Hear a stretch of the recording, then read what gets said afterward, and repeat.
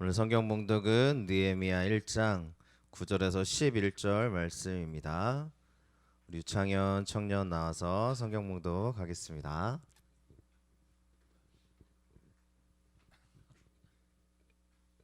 성경 봉독하겠습니다.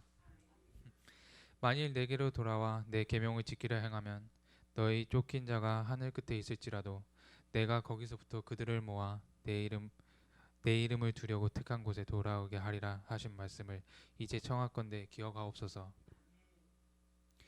이들은 주께서 일찍이 큰 권능과 강한 손으로 구속하신 주의 종들이요 주의 백성이니이다.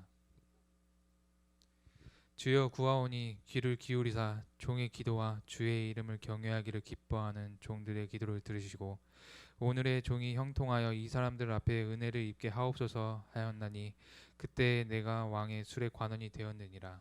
아멘. 네, 그럼에도 하나님이어야 합니다라는 제목으로 함께 은혜 나누겠습니다. 서로 인사하겠습니다. 잘 오셨습니다. 축복합니다. 잘 오셨습니다. 축복합니다. 감사합니다. 우리 청년들이 다 잘생겼지만 창현이가 또 잘생긴 모습으로 올라오니까 감사하네요. 네, 네, 창현, 네, 우리 유창현 형제가 오늘 성경 모독하려고 일찍 왔어요. 감사하게, 네, 감사하고 또 함께 이 자리에 쓸 수 있는 것도 감사합니다. 네, 오늘 말씀 함께 나누겠습니다. 2월 마지막 주고요. 우리가 어느덧 벌써 2월 마지막 주까지 또 1월 달이 다 지나고 2월 달이 다 지나고 좀 시간이 참 이렇게 어떻게 흘러가나 싶을 정도로 벌써 2월 마지막 주입니다.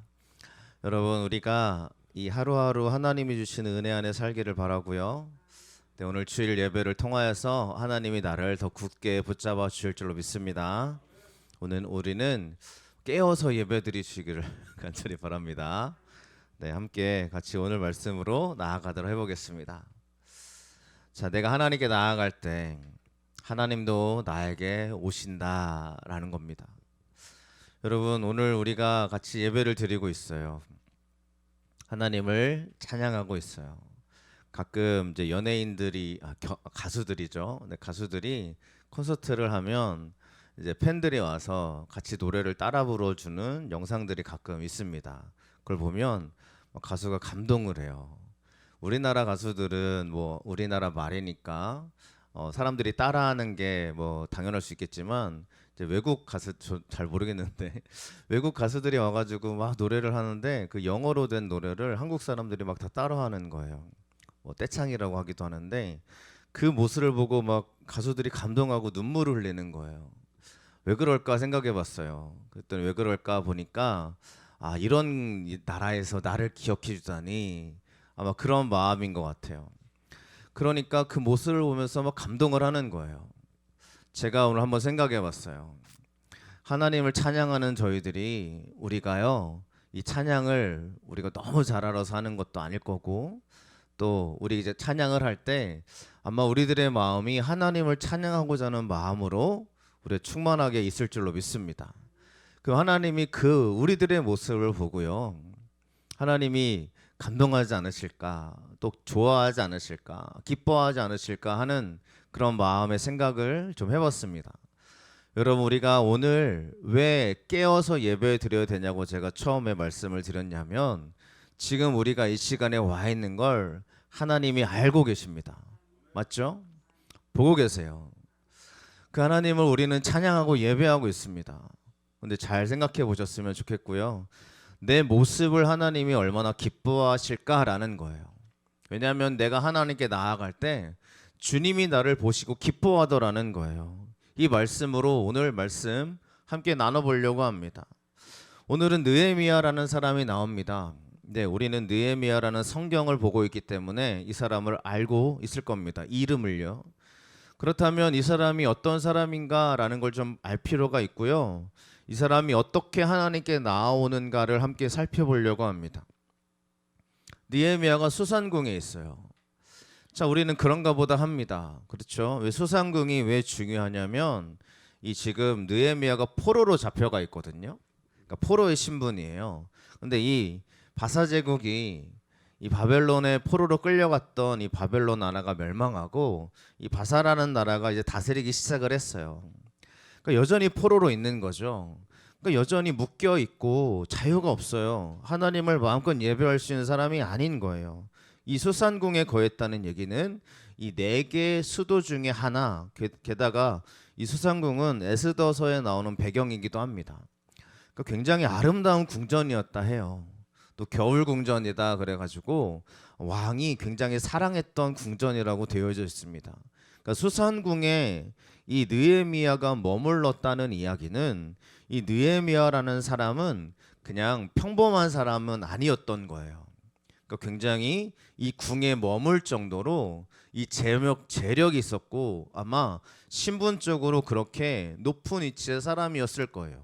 게다가 이 수상궁이라는 사람은 보석으로 이 궁은 보석으로 유명한 도시였다고 합니다. 그러니까 화려하죠. 아마 부자들이 살았던 그런 궁이었을 겁니다. 이 궁에 느헤미야가 살고 있었다는 거예요.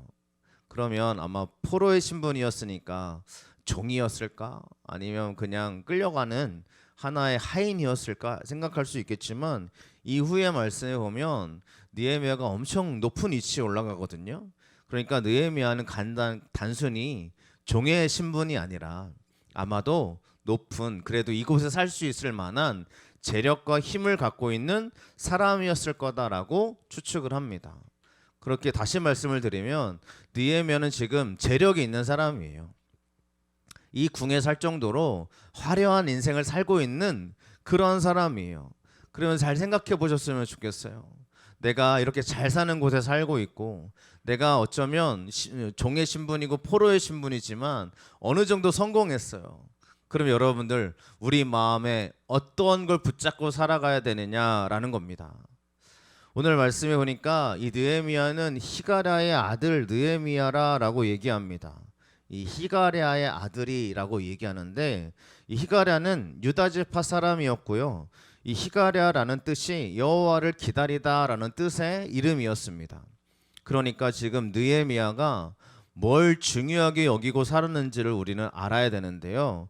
느헤미야는 나는 수상궁에 있는 사람이야 이걸 자랑하는 게 아니었고요. 나는 히가랴의 아들 느헤미야야라는 말을 사랑하더라는 사람인 거죠. 그러니까 나는 수상궁에 살 정도로 이 정도의 재력과 힘을 갖고 있어. 나 이 정도야 라고 이게 자신의 정체성이 아니고요. 나는 하나님을 기다리는 사람이야. 나는 우리 아버지의 신앙을 이어받은 사람이야 라는 거를 갖고 있는 정체성의 사람이었던 거예요. 그래서 느헤미야는 자기가 가지고 있는 수상궁을 자랑하지 않았어요. 나 여기 사는 사람이야 라고 그것이 그의 자랑이 아니었어요. 오히려 그의 자랑은 부유함의 도시 수상궁이 아니었던 다 무너져버린 어쩌면 아무것도 아닌 것처럼 보여지는 하나님의 성전을 향해 있는 그의 모든 것이 거기에 가 있는 사람이었다는 것을 우리는 1절 말씀을 통해서 확인해 볼 수 있습니다. 저는 이 말씀을 묵상하면서 우리 가운데 늘 던지는 이런 질문들이 있어야 된다고 생각해요. 우리의 자랑이 어디 있습니까, 여러분들? 여러분 우리가 자랑하는 게 뭐냐면요. 대부분 수상궁을 자랑합니다. 나 어느 위치에 있고 나 어디에 살고 있고 나 어느 정도의 그런 부와 명예를 갖고 있는 사람이야. 이걸 자랑하더라는 거죠. 다 그런 건 아닙니다만 여러분 어떤 사람들은 교회할 때 막 어떤 사람들입니다. 네, 뭐 치렁치렁 걸치고 오시는 분들도 계세요. 물론 다 하나님께 높여드리고 싶은 마음이 있겠지만요. 누군가를 얘기하는 게 절대 아니고요, 여러분. 어떤 사람은 아무것도 없는 것 같은데 누가 봐도 좀 어려운 형편이신데 그렇게 많이 달고 오시는 분들이 계십니다. 왜 그럴까요? 물론 그 사람의 모습이 하나님께 영광 돌려드리고 다 받아지기를 원하지만 아마 그렇게 보여주고 싶은 마음도 있을 거라는 생각을 좀 해봅니다. 여러분 우리가요 하나님 앞에 나올 때 뭐가 자랑이 되어줘야겠어요? 우리 교회가 뭐가 자랑이 되어줘야겠습니까? 여러분 우리 주함께 교회가 하나님께 자랑이 되는 줄로 믿습니다만 믿으시죠? 여러분 우리 교회가 뭐가 자랑이 되어줘야겠어요? 우리 교회는 하나님이 자랑이 되어질 줄 믿습니다. 주와 함께 교회잖아요. 주님이 함께하는 교회. 그 주님이 자랑이 되어줘야 되는 거 맞죠? 근데 가끔 이제 저도 조심하고 모든 교회가 조심해야겠지만 교회가 재력을 자랑하면 안 됩니다. 우리 교회는 이만큼 모이는 교회야, 이만큼 막 이러한 재력이 있는 교회야, 이거 자랑해서 뭐 하겠어요? 그렇잖아요. 주님은 우리가 지금도 전도서 말씀을 가지고 새벽의 말씀을 보고 있는데 하나님 앞에 갈 때 수많은 부와 재물이 뭐가 필요 있냐? 예수님도 그러잖아요. 네가 오늘 쌓아놓은 재물이 아무리 많이 쌓아놨어도 주님이 내일 너를 부르면 그 재물이 누구의 것이 되겠느냐 이렇게 물어보잖아요. 그러니까 우리의 자랑은 재물이 아닌 거죠. 이렇게 재력이 아닌 거죠. 근데 우리는요, 뭐 저도 그렇지만 수상궁을 자랑할 때가 있더라는 거예요.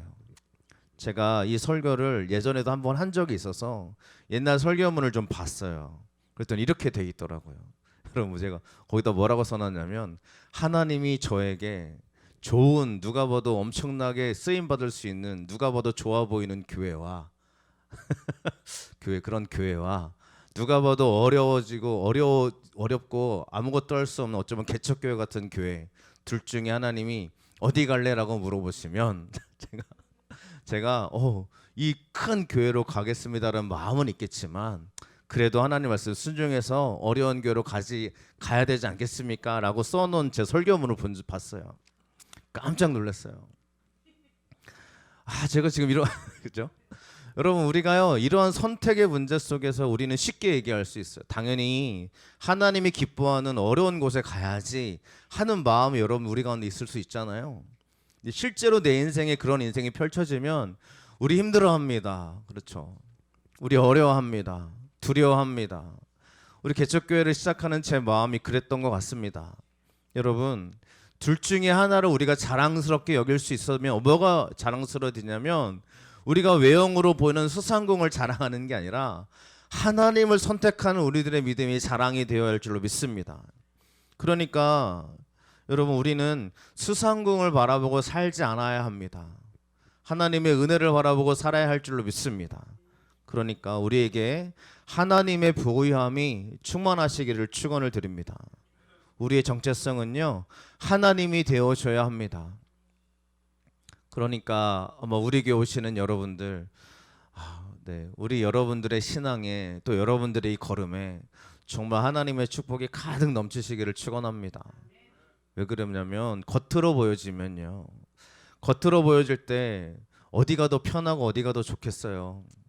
물론 우리 교회가 더 하나님의 충만한 은혜가 넘치기를 기도하지만 세상 사람들은 큰 교회를 향한 동경이 있잖아요. 그러니까 우리가 여러분들이 이 자리에 와서 함께 우리 이곳에서 같이 행복하게 예배드리는 여러분들의 걸음이요 얼마나 하나님 보시기에 축복이 되어지지 않겠습니까? 저는 여러분들의 그런 축복이 가득하시길 축원드리고 기도하고 있습니다. 여러분 하나님에게 하나님의 손길에 붙잡힘 받는 우리 주 함께 교회가 되시기를 축원합니다. 그러니까 우리의 정체성은요 부유함의 도시가 아니라 하나님을 영광스럽게 올려드릴 수 있는 영광스러움이 우리의 기쁨이 되시기를 축원합니다. 느헤미야는 그랬던 거죠. 느헤미야가 하나님께로 향해 나아가고 있을 때 그가 이렇게 슬퍼서 울며 기도했다고 얘기하고 있어요. 자, 여러분 우리에게 있는 우리가 금요기도회 때 한번 말씀을 나눴지만 우리가 언제 슬퍼요, 여러분? 우리가 기도를 합니다. 내가 슬퍼서 막 기도해요. 내가 너무 막 마음이 아파요. 언제 마음이 아플까라는 겁니다. 여러분 우리는 아마 우리의 개인적인 사정으로 마음이 슬프고 마음이 아플 거예요. 그죠? 내가 너무 힘든 인생을 살아갈 때. 근데 느헤미야가 왜 이렇게 슬퍼하고 울며 기도했냐고 말하면 이렇게 얘기하는 거죠. 같이 한번 3절 말씀을 읽어보겠습니다. 그들이 내게 이르되 사로잡힘을 면하고 남아있는 자들이 그 지방 거기에서 큰 환난을 당하고 능욕을 받으며 예루살렘 성은 허물어지고 성문들은 불탔다 하는지라. 아멘. 저 느헤미야가 왜 이렇게 슬펐냐면 자기 민족이 환난을 당하고 성이 허물어지는 이 얘기를 듣고 슬퍼합니다. 이게 그의 슬픔이고 그가 울고 있는 기도였던 거죠. 저는 가끔 이런 얘기를 들어요.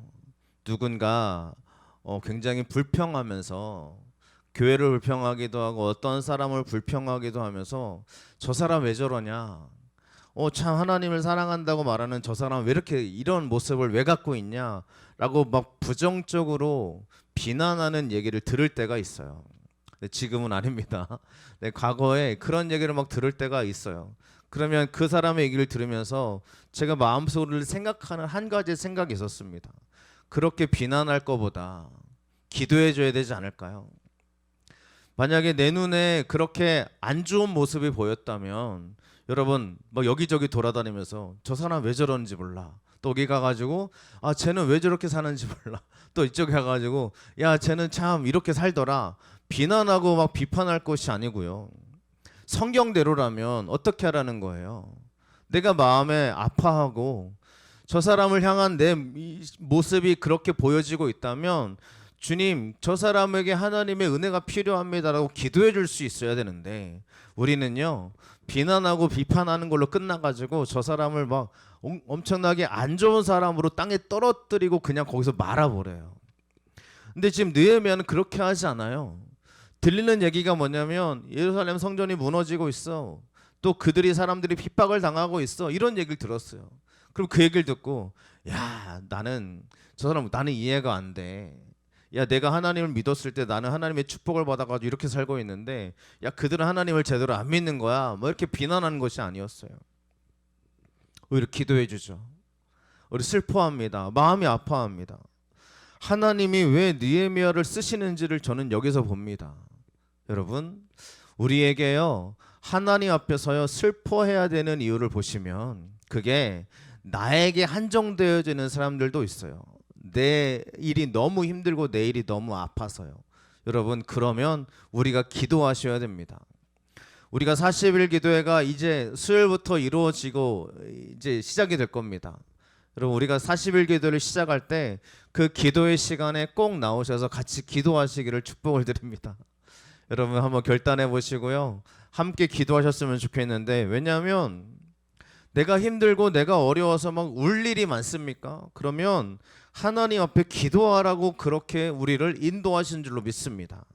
느헤미야가 그냥 앉아서 울고 수일 동안 슬퍼하는 걸로 그쳤다면 하나님이 그에게 아마 이렇게 위대한 일을 이루시지 않았을 거라고 생각해요. 느헤미야는 금식하며 기도합니다. 자기를 위해서가 아니라 우리 민족을 위해서, 또 성전을 위해서, 우리 식으로 말하면 교회를 위해서, 교회 안에 들어와 있는 우리 성도님들을 위해서 기도하기 시작했더라는 거예요. 그랬더니 하나님이 느헤미야를 위대하게 사용하시더라라는 말씀을 우리는 보고 있습니다. 여러분 내가 위대한 사람이 되려고 기도하는 것보다 그저 저 사람을 보고 내가 슬퍼하는 마음으로, 우리 교회를 보고 하나님이 위대하게 쓰실 거라는 믿음으로 기도하는 그 사람을 주님이 위대하게 축복으로 세워주실 줄로 믿습니다. 그러니까 우리의 기도의 시간은요 하나님의 은혜의 시간이 되어야 합니다. 오늘도 우리가 이 자리에 와서 예배드리면서 나아가고 있지만 우리가 이 예배 속에 하나님을 붙잡는 시간이 되시기를 간절히 축원을 드립니다. 이제 2월달, 3월달, 4월달 초까지 우리 기도로 달려갈 거예요. 그렇죠? 뭐 쉬운 시간은 아닐 겁니다. 특별히 전반기 40일은 굉장히 길어요. 40일 기도회를 할 때마다 제가 늘 긴장하는 것은 40일 기도회를 온전히 잘 맞춰야 될 텐데 하는 생각이 좀 많이 들고 기도합니다. 왜냐하면 그죠, 우리 코로나 시기 때 기억나시죠? 40일 기도하다가 제가 코로나에 걸려가지고 아무도 못 오게 하고 막 그 방송 켜놓고 드렸던 기억이 좀 있습니다. 여러분 우리가요 함께 40일을 다 이루는 것도요 감사한 것 같아요. 안 아프고 기도의 자리에서 40일을 내가 다 채울 수 있는 것도 참 감사함의 시간인 줄로 믿습니다. 그러니까 여러분 우리 기도의 시간을요 하나님께 올려드리고 채워가시기를 축복을 드립니다. 느헤미야는 진짜 기도합니다. 진짜 기도해요. 말로만 하지 않았어요. 6절의 말씀을 같이 읽어보겠습니다. 이제 종이 주의 종들인 이스라엘 자손을 위하여 주야로 기도하오며 우리 이스라엘 자손이 주께 범죄한 죄들을 자복하오니 주는 귀를 기울이시며 눈을 여시사 종의 기도를 들으시옵소서. 나와 내 아버지의 집이 범죄하여. 아멘. 느헤미야는 BC 450년에서 420년경의 사람입니다. 유다가 멸망한 때는 BC 586년이에요. 그러니까 느헤미야는 140년이 지난 후의 사람입니다. 그러니까 유대가 멸망할 때는 느헤미야는 없었어요. 근데 유대가 멸망할 때 성경에 보면 그들이 하나님 앞에 죄를 범했거든요. 하나님을 예배하지 않고 섬기지 않았어요. 하나님이 끊임없이 기다리시다가 돌아와라 돌아오라 하다가 도저히 안 돌아오니까 이제 다시 한번 너희들을 이렇게 멸망하고 다시 하나님이 회복하시리라라는 말씀을 주셨거든요. 그러니까 느헤미야는 유다가 멸망하는데 거기서 있었던 사람이 아니기 때문에 후대 사람이기 때문에 나와 내 아버지 집이 범죄하여라고 기도할 때 나와라는 단어가 느헤미야는 맞지 않아요. 그러니까 그냥 내 아버지의 집이 범죄했습니다. 용서해 주세요라고 기도하면 맞는 얘기인데 느헤미야는 이걸 자신의 죄로 여깁니다. 그러니까 나도 역시 이 죄에서 벗어날 수 없어요라고 이야기하며 회개 기도를 해요. 여러분, 우리가요 이 느헤미야를 보면서 알아야 될 한 가지의 신앙의 고백이 있습니다.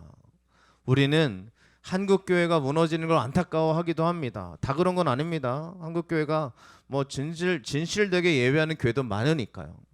근데 여러분, 우리 그 모습을 보면서 얼마나 우리가 안타까워했어요? 목회자들이 무너지는 모습을 보면서 얼마나 안타까워합니까? 근데 그 모습을 보면서 우리는 얘기해요. 저 사람 어떻게 저럴 수 있을까? 그죠? 교회 안에 있는 수많은 이야기들이 있어요. 그 이야기들이요 은혜가 안 되는 얘기들이 참 많다는 거죠. 근데 우리는 얘기해요. 저 사람들이 잘못했기 때문이야. 맞습니다. 맞아요. 저 사람들이 잘못했기 때문이 맞아요. 근데 느헤미야는 그 죄악을 내 죄처럼 여기고 주님 하나님 용서해 주세요라고 기도하는 사람이더라는 거예요. 이게요 우리 가운데 뭘 뜻하는지 아시겠습니까? 하나님이 원하시는 사람은요, 하나님이 원하시는 우리 교회는 서로 보면서 그 문제와 두려움과 어려움을 내 것인 양 내가 품고 주님 용서하세요, 주님 하나님의 은혜로 채워주세요 라고 기도하는 그 사람을 주님이 기뻐하시더라는 거예요. 믿으십니까? 제가 우리 여러분들도 기도할 때요 여러분들 제 눈에 항상 여러분들의 모습 속에요, 우리들의 모습 속에, 저도 그렇지만 우리가 바라보는 모습 속에 우리가 약점이 보이지 않겠습니까? 그렇지 않아요? 여러분, 우리 청년들의 모습을 볼 때요, 우리 청년들의 모습을 볼 때마다 제가 기도할 때 여러분 그 아이들을 위해서 기도할 때도요 그 아이들의 약점이 분명히 있지 않겠어요? 그럼 우리가 어떻게 기도하라는 거예요? 하나님 저 아이들을 이렇게 바꿔주시고요, 이 아이들이 이렇게 기도하는 거 하나님이 기뻐하시는 게 아니라 주님 우리 교회가 우리 청년들이 아버지요 이 모든 모습 속에 하나님의 도우심을 간구합니다라는 기도를 하나님이 원하시지 않겠습니까? 우리는 얘기해야 됩니다. 기도해야 됩니다. 하나님께 그 모든 모습들이요 내 것인 양 품고 기도하는 우리가 되시기를 간절히 축원을 드립니다. 그 부족한 거 바라보면서 쟤 왜 저래? 이게 아니고요, 약점이 보이십니까? 그러면 그것을 내 것인 양 품고요, 주님 우리 교회에 하나님의 축복이 정말 충만하게 펼쳐지길 원합니다 하고 기도할 수 있는 우리가 되어야 되지 않겠습니까? 믿으십니까? 그러니까요 우리 교회 안에는요 하나님에 대한 축복을 간구하는 저와 여러분 되시길 간절히 축원을 드립니다. 느헤미야가요 그 사람들을 보고 하나님 저들의 죄를 용서해 주세요라고 하는 게 아니라 하나님 우리의 죄를 용서해 주세요라고 얘기하더라는 거죠. 저 역시 약점이 보일 겁니다 여러분들에게. 그죠? 목회자가 얼마나 늘 완벽하지 않잖아요. 저도요 말 실수를 할 때가 있고 저도 행동에 실수를 할 때가 분명히 있습니다. 그러면 그걸 보면서 우리는 얘기합니다. 목사가 어떻게 저럴 수 있어? 그렇죠? 맞는 얘기예요. 그러면 안 되죠. 근데 여러분, 그걸 우리가 기도할 때, 교회 와서 같이 기도할 때는요, 목사의 죄를 용서죠. 저 사람이 저를 용서해 주세요가 아니라 우리 같은 마음으로요. 하나님, 우리 교회가 하나님의 은혜 안에 머물게 해주세요. 실수하는 모습이 보인다면 주님, 하나님 보듬어 주세요. 이러한 기도가 필요하지 않겠어요? 우리 주함께 교회는 서로에게 약점이 보이시면 그 약점을 품고 내 것인 양, 내가 가슴 아파하는 마음으로 서로에게 기도해 주시기를 간절히 축원을 드립니다. 그러니까요, 우리는 교회 안에서 이렇게 해야지 저렇게 해야지 충분히 맞는 얘기고 어쩌면 정확한 얘기인데, 하나님이 원하시는 것은 그 모든 모습을 우리가 같이 품어주고, 주님 함께 해주세요, 주님 용서해 주세요, 하나님 우리가 함께 그렇게 우리 교회가 주의 은혜 안에 나아가길 원합니다라고 기도할 수 있는 저 여러분 되시기를 간절히 축원을 드립니다. 그러니까 여러분, 우리는 서로에게 사랑의 말과 축복의 말과 믿음의 말을 같이 해주시길 간절히 축원을 드립니다. 목회자가 듣는 얘기들은 은혜 받았다는 얘기를 많이 듣고 싶어 할 겁니다. 그렇죠? 근데 여러분 아시겠지만 우리 목회자들도 알아요.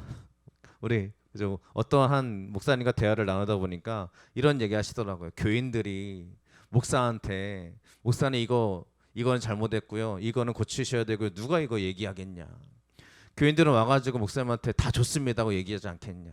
그러니까 아내의 말을 잘 들어라. 아내만큼 너한테 정확하게 얘기해주는 사람이 없을 거다. 이거 잘못했고 이거 고쳐야 되고 이거 이렇게 되지 않는 거, 이걸 말하는 거 누가 말해주겠냐. 교인들이 말해주겠냐 이렇게 얘기하더라고요. 그래서 맞는 얘기잖아요, 그죠? 그죠? 그러니까 여러분, 목회자도 알아요. 우리 교인들이 막 그런 얘기를 할 수밖에 없다는 걸 알아요. 그러니까 여러분, 이러한 얘기를 우리가 다 기뻐하고 좋아하지 않겠어요? 그런 좋아하는 얘기들을요. 하지만 또 우리가 들어야 될 말씀들을 우리가 또 비껴가지 않았으면 좋겠고요. 우리가 서로에게 해줄 수 있는 말이 은혜의 말과 축복의 말이 되시기를 축원을 드립니다. 여러분, 제가 하는 말을 잘 들어주시기를 축원을 드립니다. 네, 오늘 서로에게 은혜의 말씀들이 많아지기를 축복을 드립니다. 네, 두 번째로요, 느헤미야는 말씀으로 기도합니다. 말씀으로 신앙을 회복합니다. 네, 제가 오늘 9절의 말씀을 같이 한번 같이 읽어보겠습니다. 읽겠습니다. 만일 내게로 돌아와 내 계명을 지켜 행하면 너희 쫓긴 자가 하늘 끝에 있을지라도 내가 거기서부터 그들을 모아 내 이름을 두려고 택한 곳에 돌아오리라 하신 말씀을 이제 청하건대 기억하옵소서. 아멘.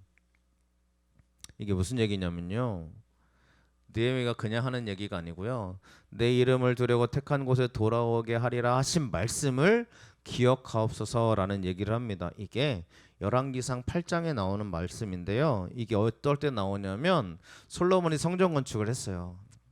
성전 건축을 다 마무리했어요. 그리고 하나님께 기도하는 거예요. 하나님, 만약에 이들이 사로잡혀 갔다가 적국 땅에서 온 마음과 성전이 이제 멀어진 거죠. 적국에 가서 온 마음과 온 뜻으로 하나님이 주신 땅, 즉 성전을 향하여 기도를 하거든. 무슨 얘기인지 아시겠죠?